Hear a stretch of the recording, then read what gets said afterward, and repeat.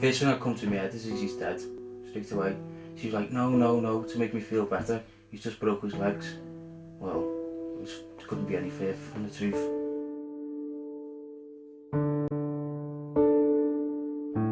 It was just, I think it was the waiting game that was the worst thing. It was the suspense of waiting and finding out, because we knew it was serious, but we didn't know to what severity.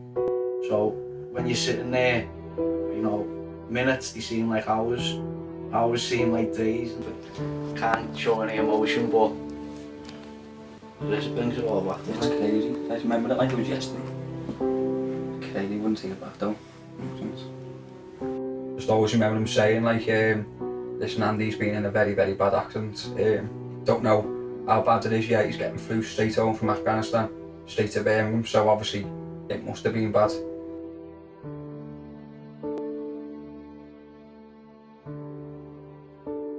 The idea was to go on to do A-levels and go on to university, and a couple of months into doing my A-levels, just something wasn't quite ticking, and I started seeing the adverts for the Royal Marines, and I thought, you know what, I'll give that a go. It seemed challenging at the time.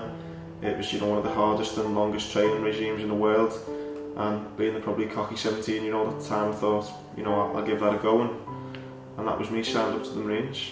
It was pretty much just like being back at school. We turned up for school, turned up for work in the morning as you would do for school, and the Sergeant Major one day said, I need 4 volunteers, and being the new guy, I stuck my hand up, and he said, right, you know, you can have the rest of the week off.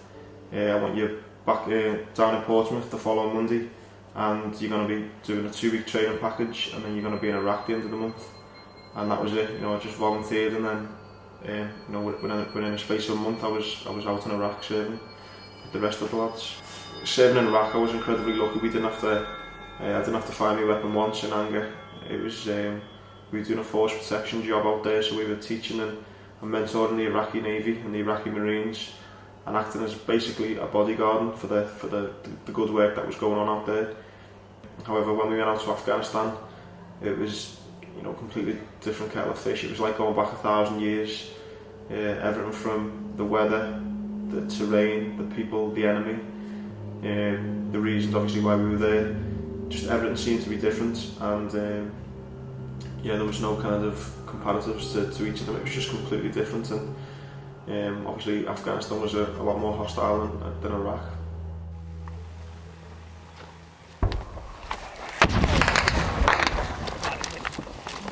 Right, yeah, see the smoke, yeah.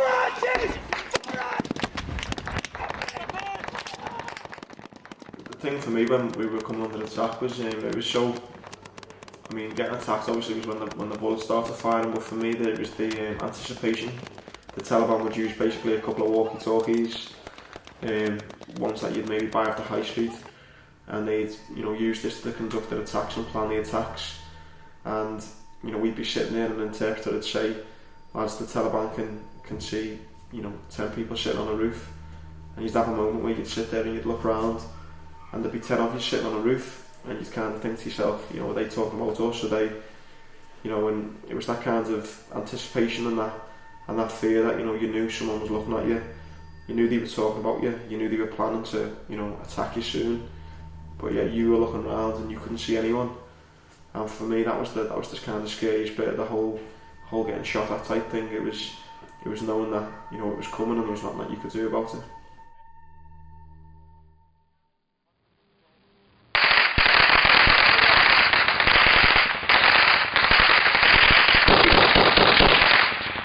February 2009, it was just a routine foot patrol, just like any other patrol we'd done in the previous months.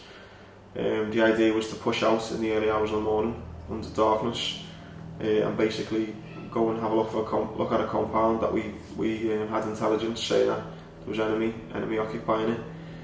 So we went out about, I think, 4:30, 5 o'clock in the morning. Unfortunately, as we were patrolling out there, one of my best friends was leading the patrol. He jumped over a ditch, and as he jumped over this ditch, he must have hit a tripwire, which was just a couple of inches off the ground.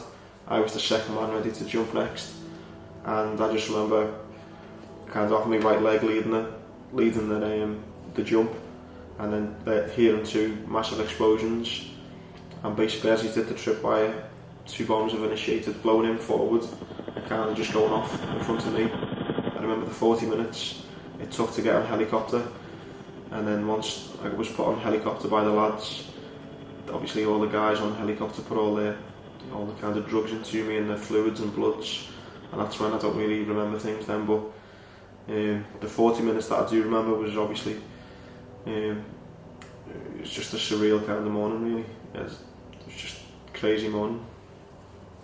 On paper I had about 27 different injuries. I had shrapnel to my face, to my eyelids, took a bang to the head.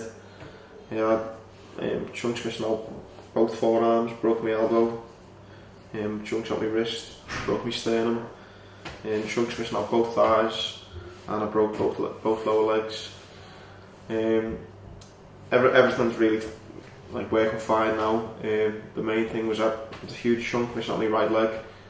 Obviously you have your femoral artery in your right leg, and this has basically evaporated my femoral artery, so thankfully the lads were quick thinking and had a tourniquet on my leg straight away, and this is the thing that saved my life.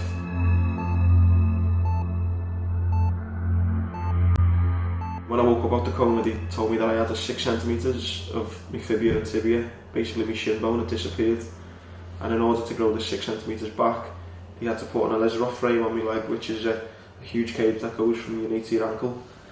And the idea of this cage is that they break your bone in a separate position, basically give me a couple of spanners, believe it or not, and ask me to tighten it 4 times a day. And the idea would be that I'd pull my bone apart and the bone would reform in between.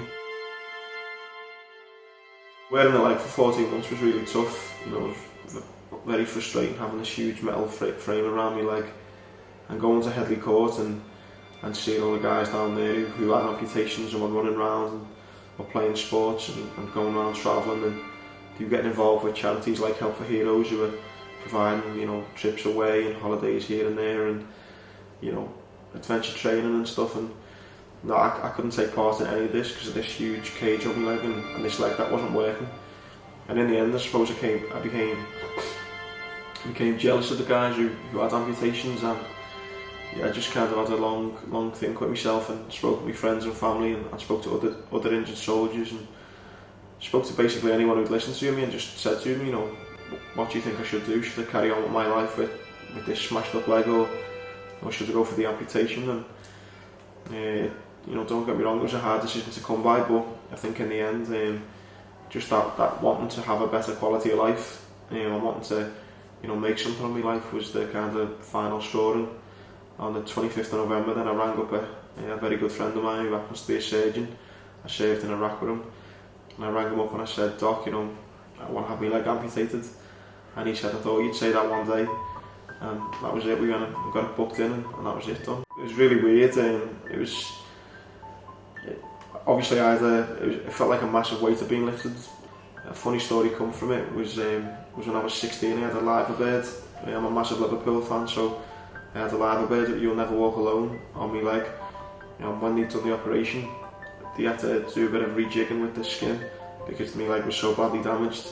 And he's cut off the word alone, so they're now tattooed now reads "You'll Never Walk," which was a bit ironic. But aside from that, the operation went really well, and yet there's been no looking back since.